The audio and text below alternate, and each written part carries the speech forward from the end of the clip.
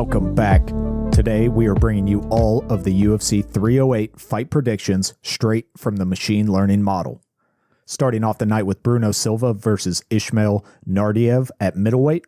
For some reason, Ismail is getting another chance in the UFC, even though he went 2-2 during his last run and has since gone 4-3 in much smaller promotions. Bruno started off his UFC career in 2021 and looked great, finishing all three of his opponents within a calendar year.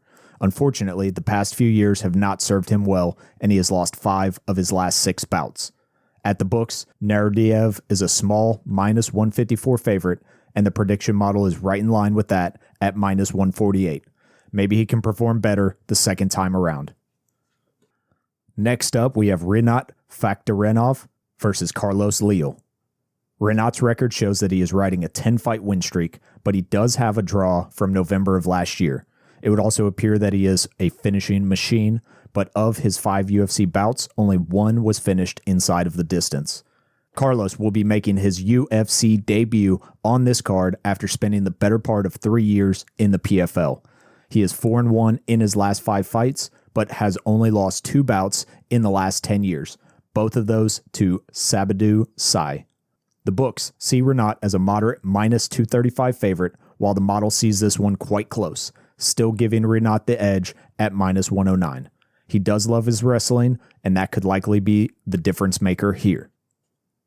The first undefeated fighter of the night will be Farid Basharat up against Victor Hugo at bantamweight. Both of these guys made their way into the UFC from the Contender Series, with Farid having 3 wins in the UFC and Victor earning his first win earlier this year. Hugo is on a 14-fight win streak and has not lost since before Basharat's first amateur fight. The bookmakers have this line very wide, with Farid coming in as a -600 favorite. The model also likes him to win this fight, but only by a small margin at -134. Could the experience of Hugo be enough for a huge upset here? Our next fight at heavyweight sees Kennedy Nzechukwu moving up for the first time since his pro debut. He'll be fighting Chris Barnett, who pulled out of a bout just 2 weeks ago. Kennedy is 6-5 at light heavyweight in the UFC and is currently on a 2-fight losing streak. I would have thought that he moved up because of the late replacement, but this is his 3rd scheduled opponent, and they have all been heavyweights. In addition to taking this fight on short notice, Barnett will be giving up 8 inches in both height and reach, and has not fought in more than 2 years. The books see this as enough a reason to have him as a +401 underdog, and how can you argue with that? The model sees this fight closer, but still has Kennedy as a small favorite. If it wouldn't cost so much money to lose this fight, I'd be rooting for Chris just to see the celebration again. Moving down to middleweight, where Abus Magomedov will be fighting Bruno Ferreira. This should be a fight worth watching. Both of them are exciting fighters, with 4 of their 8 combined UFC fights earning bonuses. Abus is 3-2 in his last 5, having just recovered from a 2-fight skid with a win earlier this year. Bruno's only loss happened last year, and he has since recovered with 2 first-round KOs.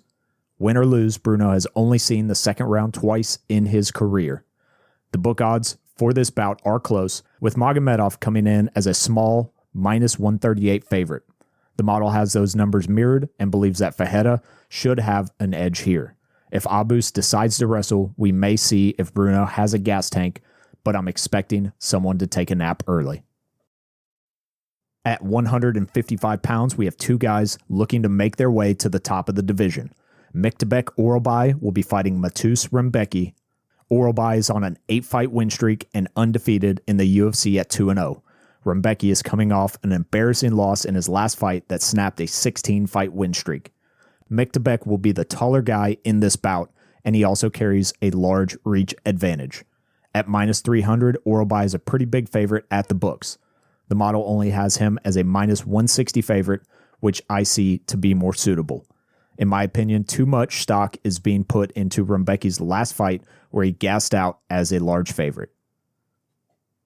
Closing out the prelims will be Geoff Neal versus Rafael dos Anjos.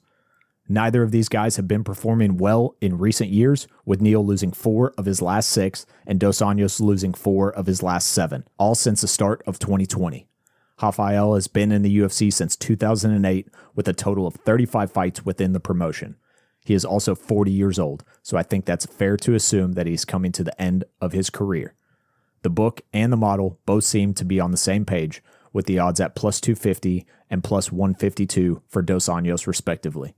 You can never count out an old vet like Rafael, but I am completely on board with betting Geoff in this fight. Kicking off the main card at 185, we have the undefeated Shara Magomedov facing off against Armen Petrosyan. Shara is undefeated at 14-0 with a handful more modified rules bout on his record. He has finished most of his fights, but also shown that he is capable of dominating for 3 rounds when necessary. Armen also prefers to finish fights on the feet, but has not done so since entering the UFC. Neither of these guys tend to shoot for takedowns or hunt submissions, so it's likely that we'll mostly see a kickboxing match. At the books, Magomedov is a minus 150 favorite, and the model is right in line with that. I personally believe that Shara has a much bigger advantage here, so I'm happy to lay a bet on him at these odds. Next up at 205, Magomed Ankalaev battles it out with Aleksander Rebecki. Magomed is on a 12-fight unbeaten streak with 10 wins, 1 no contest, and 1 draw. He is one of the few Dagestanis that doesn't constantly spam takedowns, but they are always in his back pocket if necessary. Rebecki has been finished in his last 2 fights and really hasn't looked the same since his rise to the top in 2019 and 2020.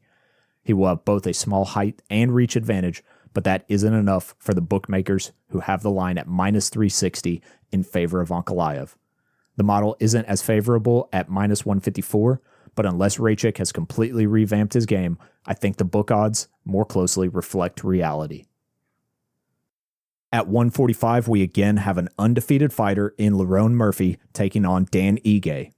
This is a rescheduled bout from the beginning of this year where Murphy pulled out due to injury. Lerone started his career with a ton of first-round finishes, but since entering the UFC has gone to a decision in 5 of his 7 bouts. Dan Ige has not yet been finished in his professional career, but all but one of his losses have come by unanimous decision.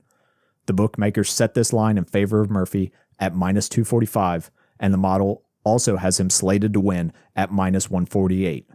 It should be fair to assume that this fight is going to the judges, but both of these guys have the power to hand the other their first loss inside the distance. In the co-main event, we have the rebooking of Robert Whittaker and Khamzat Chimaev. Robert has been fighting only the best at middleweight for years and has only ever lost to champions. He has a record of 15-3 in the division with 9 performance bonuses. Khamzat has been back and forth between welterweight and middleweight and relatively inactive despite his 10-day turnaround after his promotional debut. Chimaev is still undefeated but did not have a great showing against Usman in his last time out. At the books, Chimaev is a minus 240 favorite, and the model sees it closer to even at minus 140. Whittaker is a very difficult opponent to beat and has good takedown defense. If Khamzat can't control the fight and put Robert on his back, then there is a good chance he loses this fight on the scorecards. Finally, in our main event, we have Ilia Topuria defending his featherweight title against Max Holloway. In 7 UFC fights, Ilia has managed to earn KO victories in 4 of them. In addition, he finished his first 7 professional bouts by submission.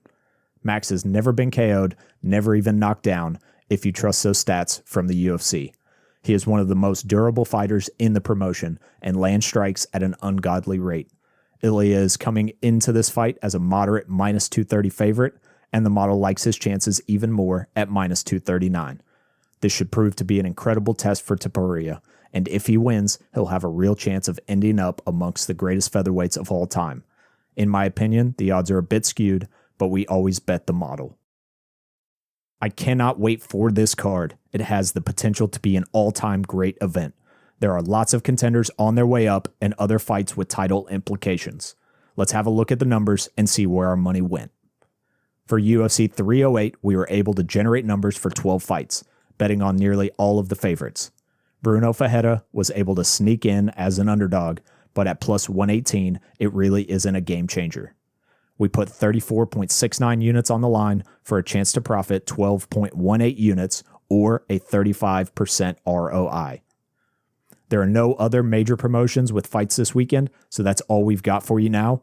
Thanks again for watching. Let us know how shit you think our picks are in the comments below, and good luck on all of your bets this weekend.